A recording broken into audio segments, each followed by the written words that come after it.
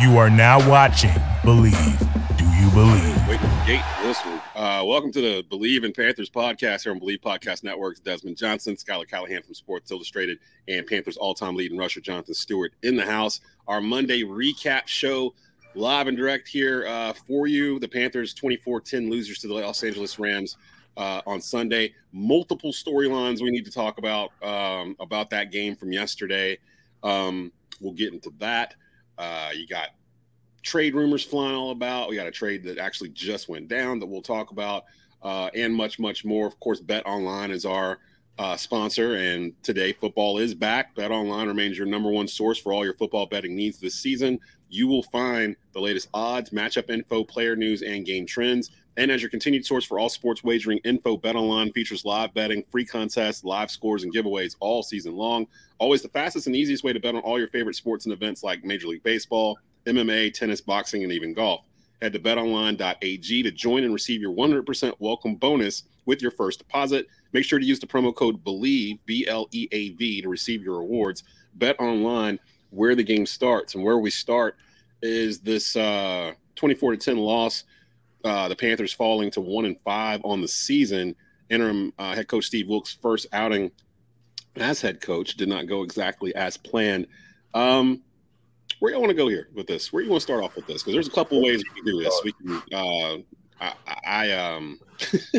I wrote down a couple things that we needed to hit. PJ Walker, offensive play calling, Robbie Anderson.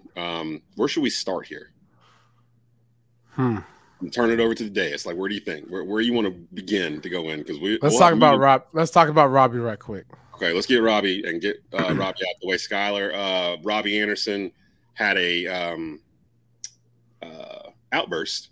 That's a good way to put it. Outburst on the sideline yesterday with wide receivers coach Joe Daly. Multiple times, actually, after the final time, head coach Steve Wilks sent him to the locker room. I think I tweeted out that might be the last time we see Robbie in a Panthers jersey. And just about correct. Yeah, about 30 minutes ago, explain to us what just went down regarding Robbie Anderson.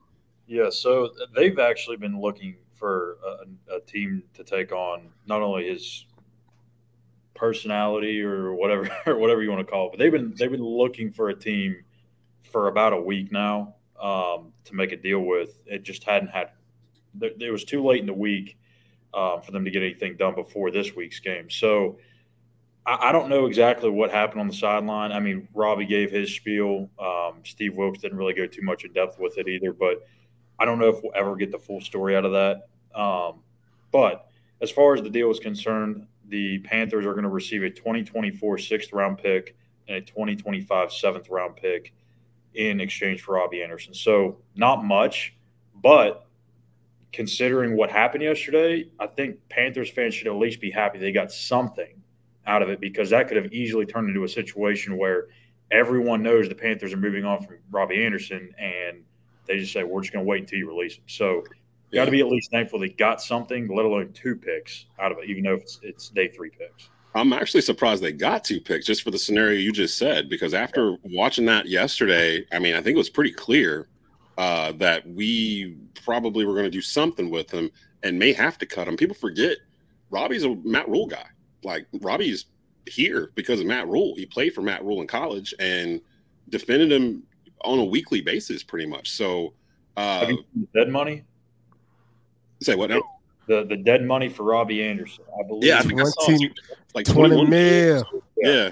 I didn't realize that it was that high. And again, it's one of those things where people online don't understand salary cap or dead cap money or any of that kind of stuff. They think you could just trade player A for player B, and that's it. It don't work that way. That's why when I see all these trade rumors going around, I'm just like, well, some of these guys can't be really traded, like in theory. Like DJ Moore, someone's got to give up a lot just to make it work. Same for McCaffrey, to be honest, although that buzz is starting to pick up now too.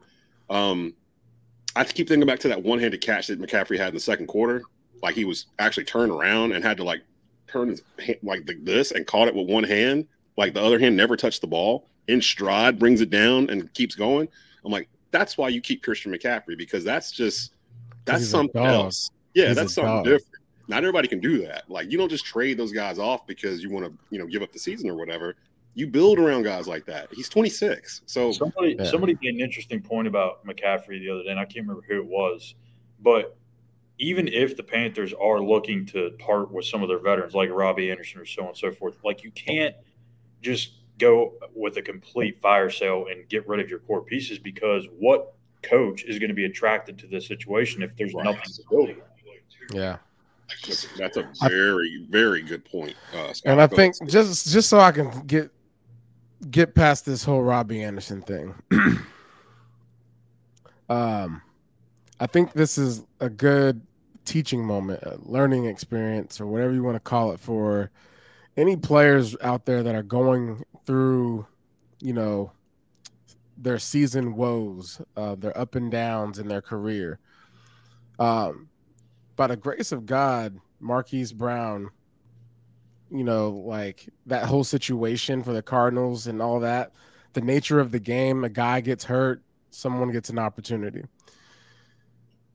As yesterday, we saw Robbie Anderson throw a temper tantrum because he wasn't getting his way. Whatever that is, you're really showcasing to the entire world, who you are when things don't go well, when things aren't going right. It's one thing if you're out there making catches and you're out there having 100-yard games and you're frustrated on the sideline that you aren't getting the ball in a moment in the game. That's not the case. So for the young guys, keep your mouth shut and play.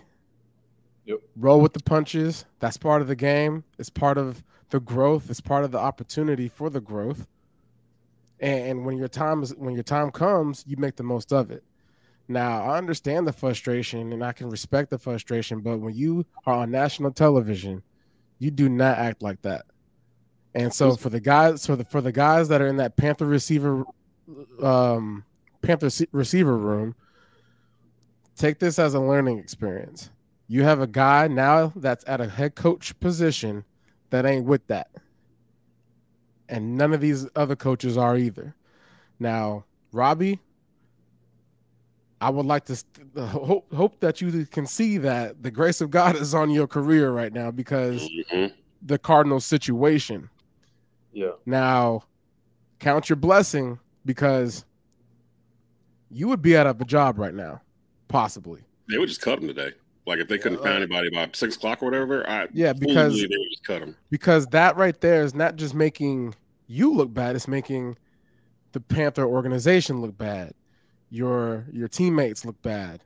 The head coach, but the owner right now, okay, David Tepper ain't with that.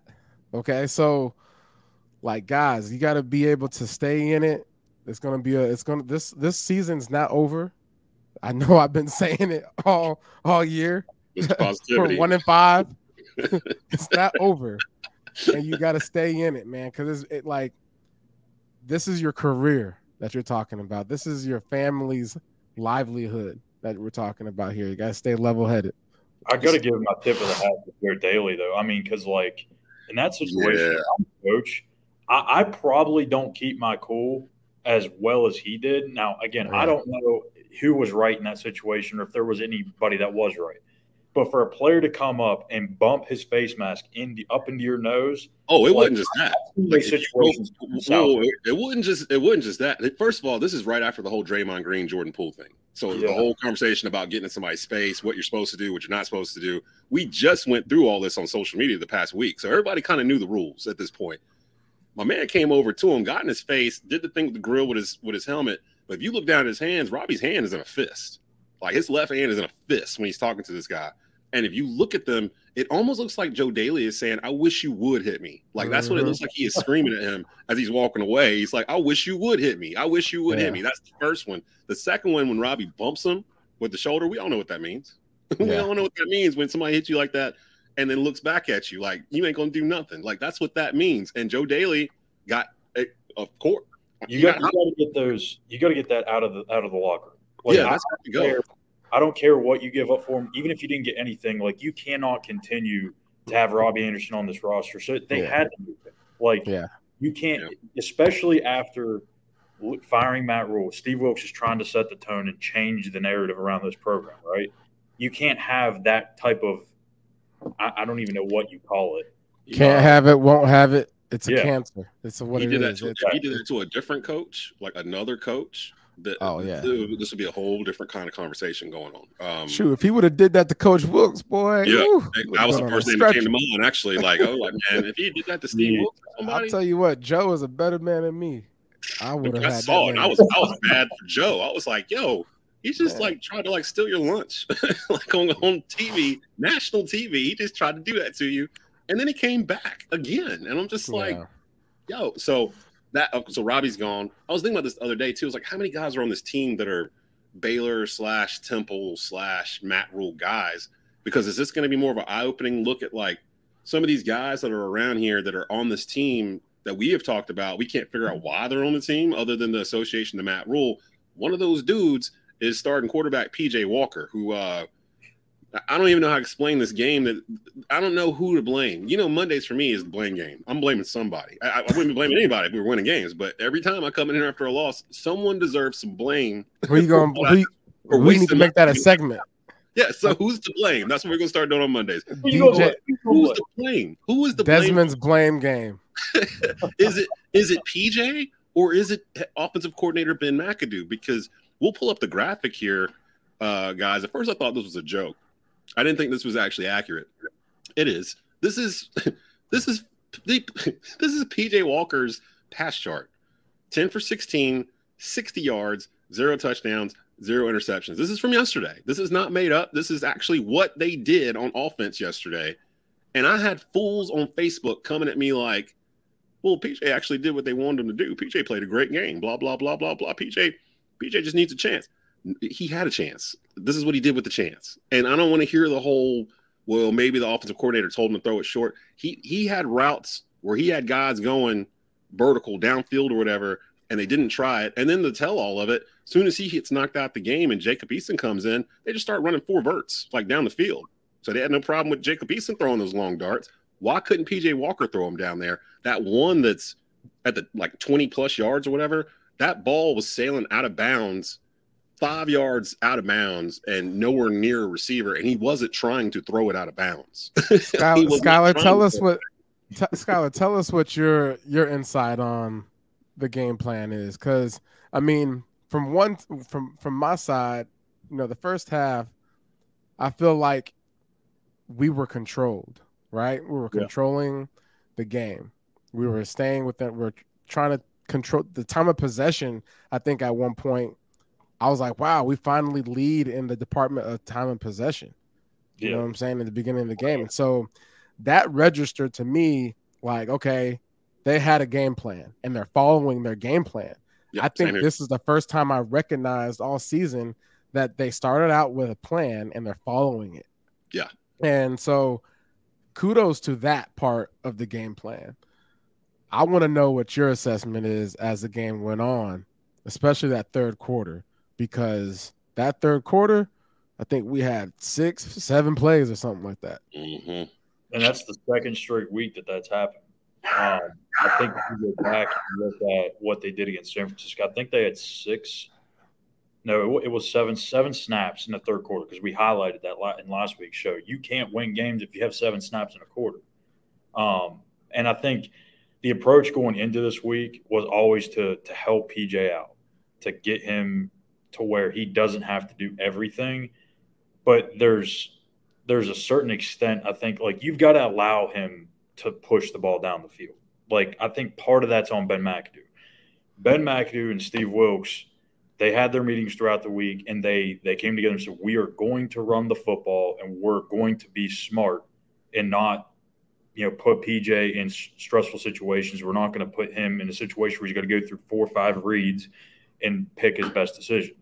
Right. But I think McAdoo either went a little too conservative, or maybe the coaching staff as a whole went too conservative. Because when you have 11 of your 16 pass attempts go behind the line of scrimmage, I mean, how are you fooling anybody? Right. So, I mean, there it is. Look at the chart right here. What 11. is this? This is a high school offense that I'm looking at You here. know what that looks like, Desmond? I don't know if you ever seen this on Major League Baseball, and they put all these different stuff out there. It looks like somebody's bunt charts, like bunting down the first and third base line. That's literally what it looks like. Yeah. But I think too, and Steve kind of pointed this out in the post game, that PJ hadn't been the starter, and they didn't want to again put those stressful situations on him. I'm interested to see how conservative that game plan is this week if he remains the starter, given that he's had a full week and a half or so to really run with the ones. Now, that's if he's healthy enough, because he's got the neck injury. We may have Jacob Eason, and that could be I think he'd be technically the sixth string quarterback that's going to be starting potentially. So, I mean, honestly, at this point, I'm like, yo, throw Jacob in there. Like he did a couple of things when he had the chance. I mean, the check down was the biggest one of that was chunk. McCaffrey just being McCaffrey. He just hit the corner. It was like which really goes to show you, all you got to do is get the ball to these guys in some space of some sort. Kudos to the tight end this week, by the way. Ian Thomas. And because this was the first time that I've seen him get opportunities to where he can make something happen after the catch. And so as we look at other teams right now, man, this is it's a quarterback-driven league, and quarterbacks love their tight ends and their running backs as checkdowns.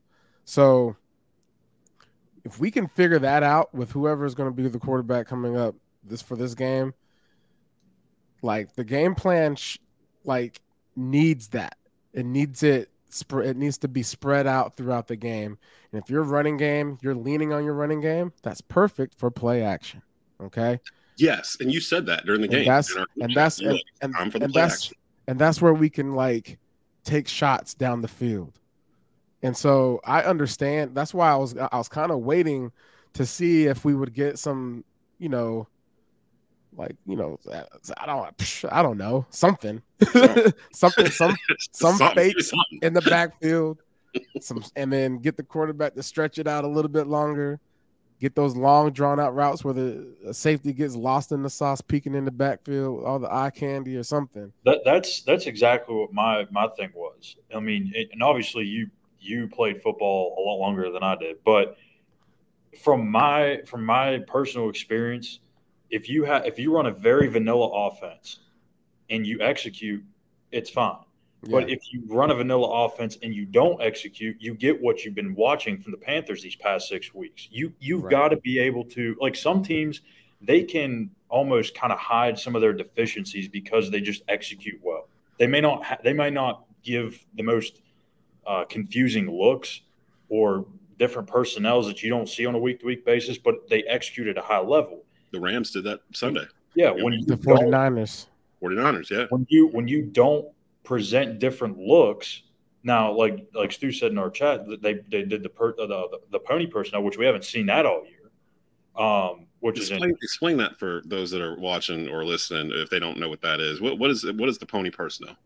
You get two dogs in the backfield, or you get two dogs on the field, two running backs.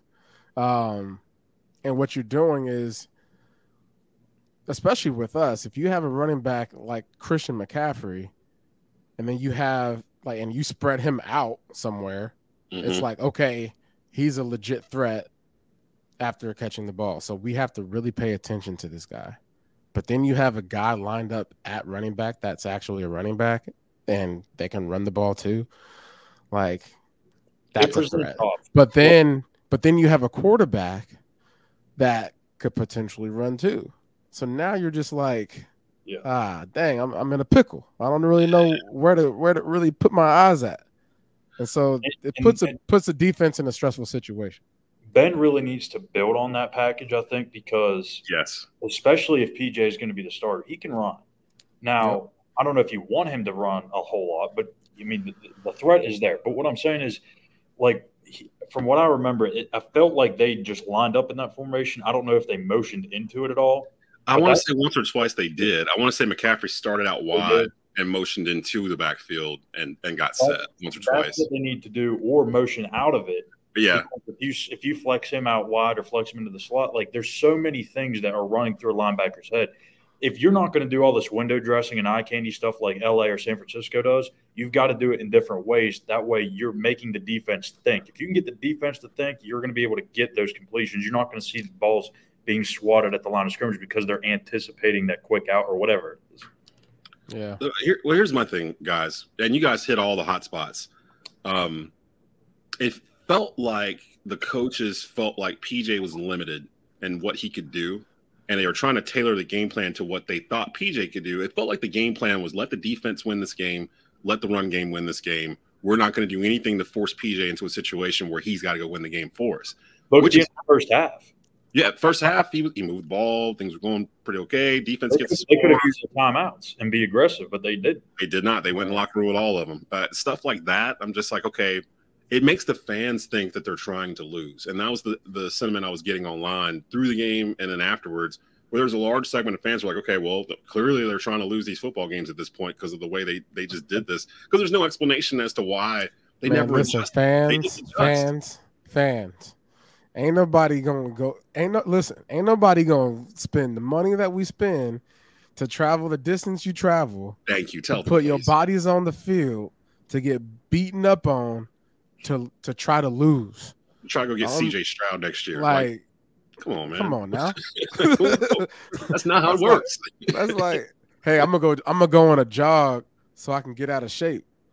Nah, man. You go on a jog and your cardio is getting right. No matter what. You know, something, and actually Paul Mancini, who's watching this, he makes an excellent point that I noticed too. The Rams secondary figured out we were not going to change our offense. And you can start seeing the secondary playing at linebacker depth the last 3 quarters of the game because PJ wasn't going to go deep at all. Right. Like he didn't even – there were plays where I knew where the ball was going as soon as it was snapped because I knew PJ wasn't looking at the deep routes. So it was just like, okay, find McCaffrey or find whoever's running the shortest route, and that's where it's going to go. He threw so many passes behind the line of scrimmage yesterday. On Friday nights, when I do high school football, I see that offense on Friday nights. It's usually the teams that have like a young quarterback, a sophomore, they ain't been working out yet or something, and he can't throw it 35 yards down the field vertically in the air. But they've got playmakers, so they end up putting them out wide. They throw that snake pass or whatever, that smoke pass or whatever it's called, over to the left or the right, and they have a couple of guys over there already to kind of do a natural screen. And that's what they did all game, and they never changed it. And I was sitting there trying to think back because we've seen PJ before. PJ can throw the ball, can't he? Like, he can throw the ball. Like, I don't think that was ever a problem. What I don't understand is why they didn't, like, I'll have to go back and watch the tape, but I don't think they play very much 2 safeties, like deep. And obviously there's a reason why. Yeah. All those quick screens or passes out to the flat, like, how do you not set that up to get them to bite and then release one of those guys deep? So you pump fake on a quick deep.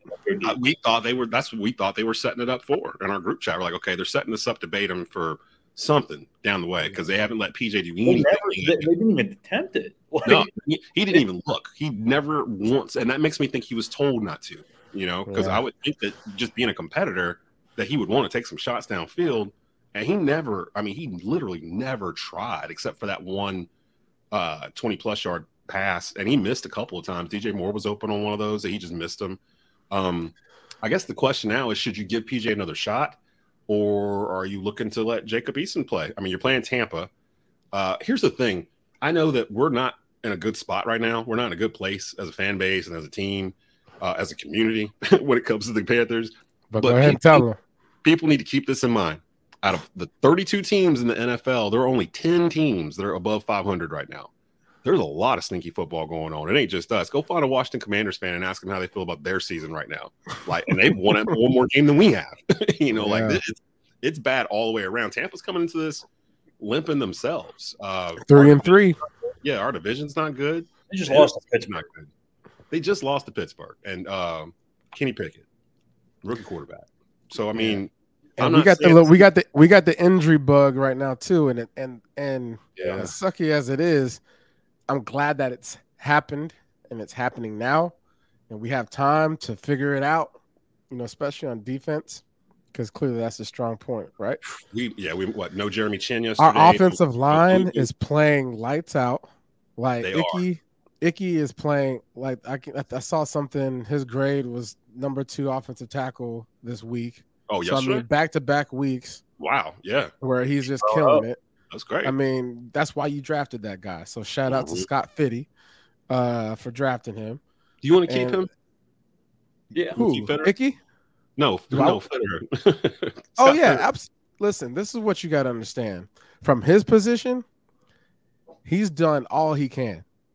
He's like with the cards dealt and all the things that he's been doing. I mean, a lot of people are going to have a lot of stuff to say as far as his activity and the trades and all that. But we have players. We do. We have players. We just struggling at the quarterback position. That, you know what? And that's the thing. We're not telling why you're mad Thursday, but that's one of the things that's driving me nuts. It's like everyone keeps telling me, well, you don't have any players. You don't have any players, that's why you're losing. If that's the case, why the hell is half the league trying to get our players? Half the league has been rumored to grab DJ Moore or name a guy that we think is a guy on our squad that's like a leader or a great player or a good player. He's been mentioned in street talk. This is if I'm on the team right now, I'm going into the locker room and I'm telling my guys, hey, let's stay in this, fellas. This is still an opportunity to grow.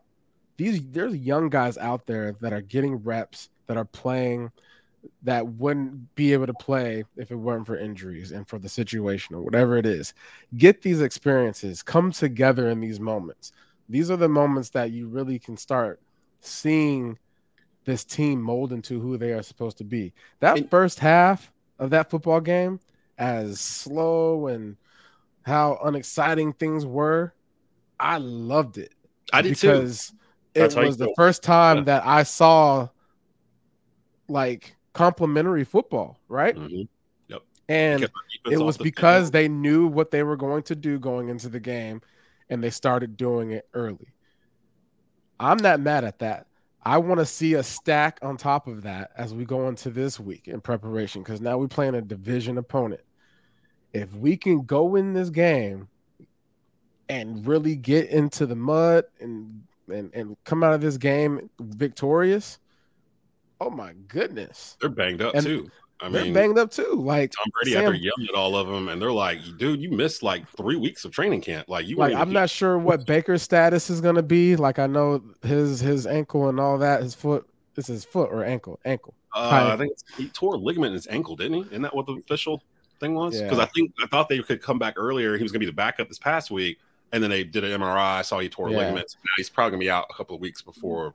But there's some bright spots that are to come with the quarterbacks that we do have, right? I mean, Sam Darnold. When is he supposed to come off IR? He's eligible now, isn't he? But he's eligible to come back. They think that he could be cleared this week. If not this week, definitely probably by next week. I put Sam Darnold in that offense yesterday with that notion, with knowing he's got the arm to actually try it down the field. We win that game. We win that game. So it's weird. It's weird looking at it like Panther fans. Don't get all up in your. Don't get all. Don't get all. Don't get your underwear all crunched up. I swear, if Sam Darnold becomes the savior of this football team, like comes in here and rattles off like 6 wins straight or something, I am going to lose it. Like I don't even know how to wrap my mind around what that would look like. This fan base has the mental capacity. No, it would just crumble on itself. Like, if we're here Thanksgiving, I better go see a counselor. Yeah, I need to talk to somebody about this. So you get off my chest. Like, if we get the Thanksgiving weekend and the Panthers are like at 500 because Sam Darnold came back, start throwing 270-yard games and like 2 touchdowns or whatever. Yeah, that's not that far off base of what could potentially happen. Like, Sam fell apart because he lost Christian McCaffrey. To me, that's really when he started to fall off last year, is when McCaffrey got hurt and he lost that safety valve. But Sam knew how to use the safety valve, but to also want to go downfield. Like, he would take shots downfield. And the first 3 games last year, he played great. It was when he lost that safety valve, and then that offensive line got revealed to be as bad as it was. That's when he started playing poorly. You put Sam behind this line with a healthy CMC, I actually feel okay. Considering what I just watched yesterday, I don't want to see that again. I don't want to see a whole day of that. Like, I see that on Friday. I don't even see that on Sunday. Like, the team that I actually call football for, their coaches, whenever they see a team that's running that, they know they got them. Like, if they see them in practice doing that, or like in pregame running those sets, or the first quarter, and that's all they're doing, they know that's all they can do, because you don't do that unless you have no other choice. Like, you're doing that for some specific reason. And yesterday, I felt like the Panthers were trying to be too cute and never built a second part of, okay, what do we do when the Rams figure this out? I think it's all part of the master plan. Oh yeah, what's that master plan? We didn't want to show the Buccaneers what we about to do to them. Well, if we come out and it's like a 40-15 win, I'm gonna be like, yo, you was on something. You was on something on Monday, man. Man, I'm over here bringing this. I'm bringing the juice right now, man. Sometimes the fake juice helps everybody wake up. So, man, we try to put a little positive spin on this for the Panther fans, because we know y'all going through it. We're going through it too. Man. We're going through it with you. Like, it's hard to watch. It's hard to actually, hard it is to do 2 podcasts a week on this right now. I can only imagine Schuyler having to write 3 or 4 articles a day, like on this light right now. This is crazy. You want to know who I like? The Philadelphia Eagles. Shout out to their offensive coordinator. Yeah, I watched that game last night. I wasn't planning on watching it, but something told me to watch it. Me too. Yep, I flipped over the third quarter and ended up staying there. The way that they use A.J. Brown, like with picking apart number 11, what's his name? The DN for the Cowboys. Who was that? Parsons. Oh yeah, Micah Parsons. Yeah. Micah Parsons. I mean, my man was lost in the sauce. Yeah. Same play, same drive. Philly might be the only legit NFC team right now, as I'm looking around, that I would actually say, okay, I could see them in the NFC Championship game. They kind of are the most completely built NFC team at the moment. And Jalen Hurts, man, Jalen Hurts has progressed. Like, that's really tell you, the New York Giants, man. I can't figure them out. I don't know why this is happening. I can figure them out. What they're figuring out is they're playing as a legit football team that's rallying around the belief in themselves. And that coach. That coach is still that. Yep. Yeah, and that's I mean, I'm not really sure how far they're gonna get this year. I know they're 5-1 right now. I mean, their schedule is not like terrible. Like, they can legitimately win the next 5 games. Like, they play the Jacksonville Jaguars. I feel like that could be a game they could lose, unfortunately, because it's in Jacksonville. It's like, oh, we get to go to Jacksonville. Ain't no joke no more, man. But they not a joke, right? No, so they ain't out no more. So I think it's like those are the things that you need when you're playing on a team. You gotta have fun. Those guys are having fun. Atlanta Falcons, their coach treated them boys to a Bud Light after the game. What? Like, you didn't see that? Like, after the game, these guys cranking open Bud Lights. Wow. Doing a cheers after the win. Like, that's where we are, man. I mean, I think that's cool. I love it, man. And that's the kind of stuff that you want to see from the Panthers. Eventually, I want to see these guys go through the mud. The Falcons been through the mud. The Giants been through the mud. Right now, you got new fresh blood with the head coach. Let's rally on that. Let's rally together. Let's come out of this St. Louis funk or LA Rams funk and get back to business. I let the fans comment on this as we're doing it, and as our audience has grown over the past couple of weeks, more and more people have come in to start watching this while we're doing it live. And I'll end it here because it made me chuckle a little bit. San Antonio, hope they get Hollywood Higgins in more now that Rule's illegitimate child is gone. It's okay because Robbie's not here anymore, so we can talk about him. I don't know where Higgins was yesterday. Is he hurt, or he just didn't get on the field? No, because he was in a baseball cap. Yep, yeah, Marshall showed up, just chilling. Wow. But see, again, was Higgins a Matt Rule pick, like someone he wanted and brought him over, or was that something? Because I feel like even with the Fitterer stuff, and I know we're running out of time, even with the Fitterer stuff, I felt like Matt Rule's fingerprints were on every single move Scott Fitterer made. Like, he had to clear it with Matt Rule before he did it, or Matt Rule came to him and said, I need this, I need that, what can you do? And then Fitterer actually worked the parameters of whatever deal. But I don't think Scott Fitterer has been like, we should go get Baker Mayfield. I think that was Matt Rule saying, I think we should go get Baker Mayfield. Really, everything that's wrong with this team right now, it comes down to just poor decision making with the quarterbacks over the past 3 years. Like, really, if you really want to narrow it down, they have just made blunder after blunder when it comes to who they turn the keys over to, and then they tried to cover that with another error and then another error.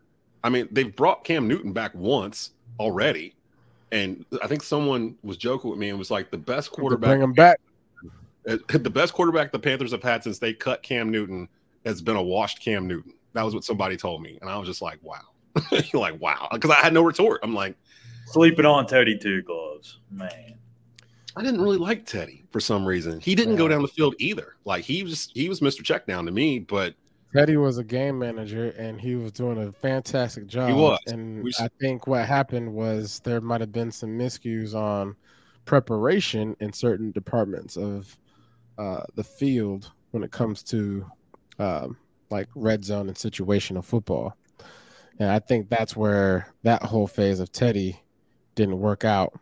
But I'm going to tell you what, man. I hope all y'all fans that used to hate on Cam, I hope y'all feeling the wrath right now.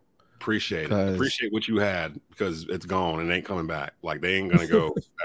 Look, I can't even imagine them trying. I don't think Cam would come back to this. Like, to be honest, what's the do to benefit him to come back to something like this? Because he'll just get the blame going forward if he comes back and they're still losing. That's how it happened last year. So I think Eric is talking about Cam with to bring him back.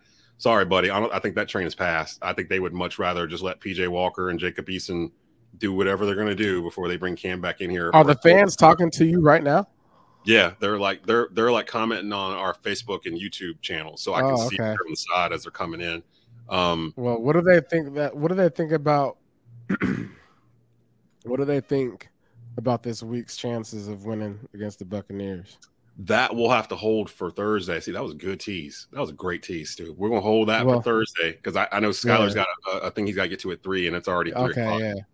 But, yeah, we'll hold that then. Everybody that's in here today, come back Thursday. Yeah, come back. On Thursdays, we were doing this. What time? We said we were doing this at like 1 on Thursdays. Is that right? Or 12:30. 12:30. You just changed the time again? I might have. I didn't hey, you know me, man. You were the one who was like, we need a set time. You were like, we need a set time to do this. And then, like, each week you'd be like, hey, man, I got something I gotta do. Can we move this up to 30 minutes? I'm very much so new to this whole making my schedule type of life. It'll be Thursday. I think we said 1 o'clock on Thursdays. I'll go back and check our messages, and I'll hit everybody up. But we'll put it out, the link for it, so you can go ahead and like it. Go to Tobacco Road Sports Radio, subscribe to the channel so you'll get the alerts, because it comes out there, the video version. The audio version's on Spotify, iTunes, Google Plus, all major podcast formats. So you can go there and get the audio here shortly. But we got to go. We're out of time. Panthers fall 24-10 to the Rams. We'll be back with our preview versus Tom Terrific and the Tampa Bay Bucks Thursday, early afternoon. For Schuyler Callahan, Jonathan Stewart, I'm Desmond Johnson. You've been listening and watching the Bleav in Carolina Panthers podcast. Keep pounding.